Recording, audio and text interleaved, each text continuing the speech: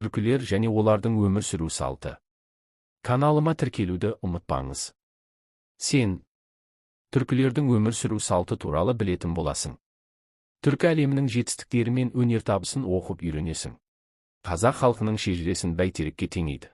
Бұл ағаштың діңі, қазақтардың бабалары, сақтар, ғұндар, түркілер. Олар туралы не білетініңді баяндап бер. Түркілер ғұндардың ұрпақтары. Ғасырда қазақ жері түрік қағанаты мемлекетінің құрамына кірді. Түркілер көшпелі және отырықшы өмір салтын ұстанды. Ғасыр 100 жылдық мерзімді қамтитын уақыт өлшемі. Түрік қағанатының негізін салған буын қаған болды.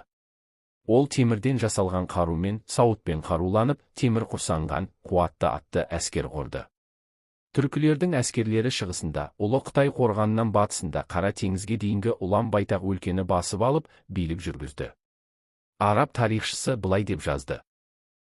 Түркілердің елінде 25 қала орналасқан, олардың ішінде Құлан, Мерке, Талғар және басқалар бар.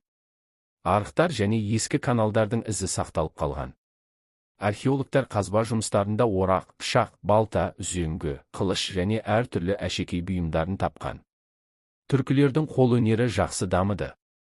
Олар ағаштан, теріден, темірден түрлі қолөнер бұйымдарын жасаған.